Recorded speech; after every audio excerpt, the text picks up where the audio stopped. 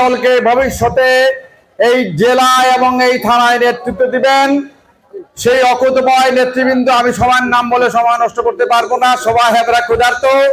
আমার প্রিয় নেতৃবৃন্দ যারা সামনে থেকে এই দলকে নেতৃত্ব দিচ্ছেন তারা সবাই এক মঞ্চে আছেন।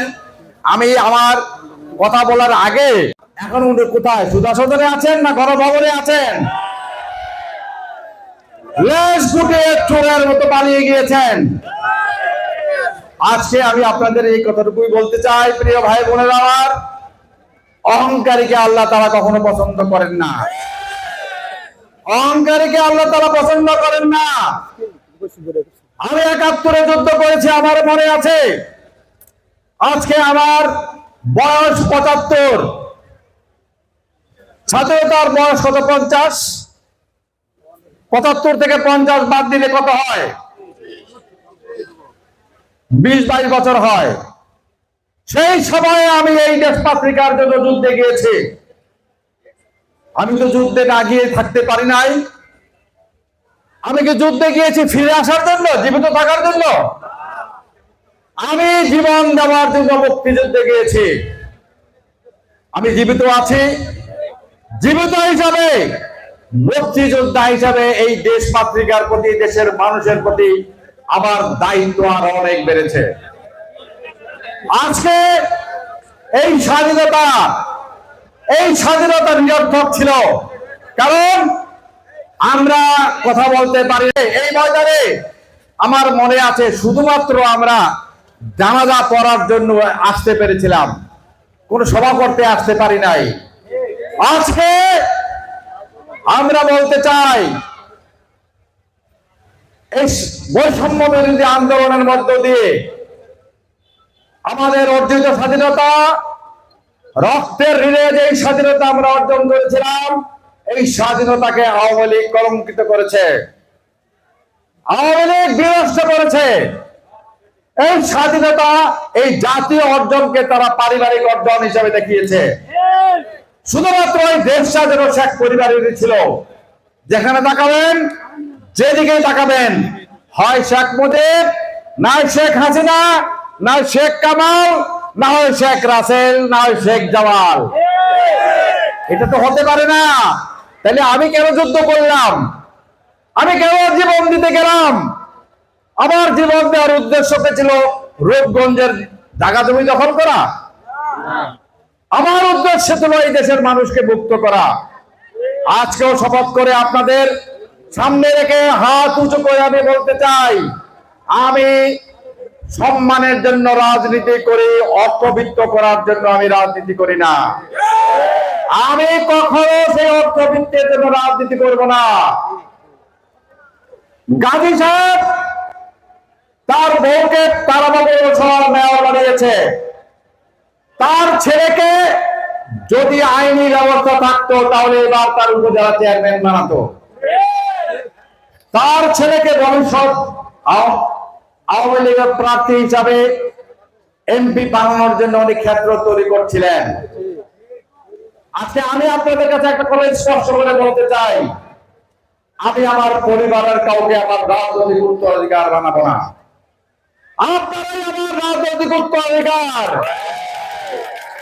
আপনারাই আমার রাজনৈতিক ভবিষ্যৎ। আপনাদের মধ্য থেকে নেতৃত্ব আসবে, সেই নেতৃত্ব সাহস করে এগিয়ে যাবেন, লড়াই করবেন, অন্যায়ের বিরুদ্ধে প্রতিবাদ করবেন। সেটাই আজকে আমাদের মূল বক্তব্য। প্রিয় ভাই আমার, কথা বললে অনেক বলা যাবে।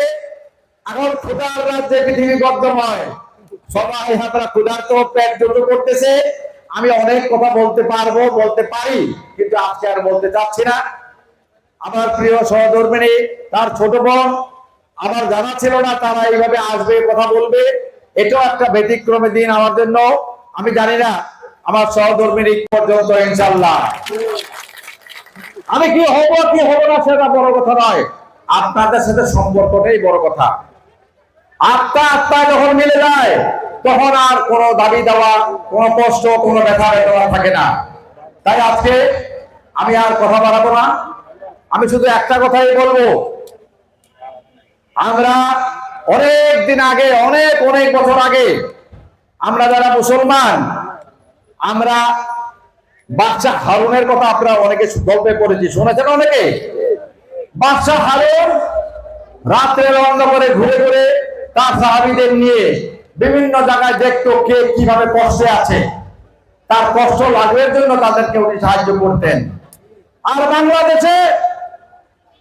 বাংলাদেশেও তো একজন হারুন ছিলেন। কে সেই হারুন? দিনী হারুন। উনিও রাতের অন্ধকারে ঘুরতেন, আমাদের জাতীয়তাবাদী দলের নেতাদেরকে গ্রেফতার করে তাদের উপরে নির্মম নিষ্ঠুর অত্যাচার করে লক্ষ লক্ষ টাকা আদায় করতেন।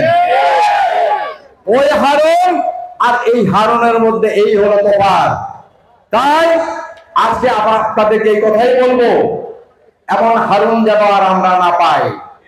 আমার পুলিশ ভাইদের কাছে আমি বলবো, সব পুলিশ আমাদের বিরুদ্ধে নয়, সব পুলিশ জনগণের বিরুদ্ধে নয়, সব পুলিশ খারাপ নয়। হয়তো কিছু খারাপ থাকতে পারে, ওই হারুনের কারণে পুরো পুলিশ বাহিনীকে আমরা দোষারোপ করবো না। আমরা পুলিশ বাহিনীকে বলবো, আপনারা জনগণের বন্ধু, জনগণের রক্ষক, জনগণকে আপনারা সাহায্য সহযোগিতা করবেন, তাহলে আমরাও আপনাদের সহযোগিতা করার জন্য জাতীয়তাবাদী দলের পক্ষ থেকে আশ্বস্ত করছি, আপনাদের কাজে আমরাও আপনাদের পাশে থাকবো। প্রিয় ভাই বোনেরা আমার, আমি আর একটি কথা বলে আমার বক্তব্য শেষ করব। আজকে বাংলাদেশে সবচেয়ে আতঙ্ক এবং সবচেয়ে ভয়ের যে জিনিসটা আজকে বিরাজ করছে, কিছু মানুষ যারা এই অর্জনকে, এই যুবকদের ছাত্রদের অর্জিত এই সাফল্যকে, যারা জীবন দিয়ে আমাদেরকে গণতন্ত্র পুনরুদ্ধার করে দিয়েছেন, যারা আমরা রাজনৈতিক নেতা হিসাবে, কর্মী হিসাবে যেটা করতে পারি নাই, এই যুব ছাত্ররা এই সাহেব আজকে এই পানি লাগবে ভাই, পানি, এই পানি লাগবে ভাই, পানি, তার নাম বলা দরকার নাই, পানি লাগবে ভাই পানি, এই শব্দটাই আজকে মানুষের হৃদয়ে স্থান করে নিয়েছে। এই মানুষটি তৃষ্ণার্ত মানুষকে, আন্দোলনরত রাস্তার মানুষকে পানি দেওয়ার জন্য চিৎকার করে যখন পানি দিতে চেয়েছেন, তখন এই নিষ্ঠুর ঘাতক বাহিনী তাকে গুলি করে হত্যা করেছে। সেই পানি লাগবে ভাই, পানির ইতিহাস যুগ যুগ ধরে থাকবে। যারা এই আন্দোলনে জীবন দিয়েছেন, রক্ত দিয়েছেন, তাদের প্রতি আমাদের শ্রদ্ধা, বুক ভরা ভালোবাসা সবকিছুই আমরা দিলাম, কিন্তু তাদের পরিবারকে তো আমরা এই পানি ওলাকে আমরা ফিরিয়ে দিতে পারবো না। পারবো ফিরিয়ে দিতে? পারবো না। সাইডকে ফিরিয়ে দিতে পারবো না।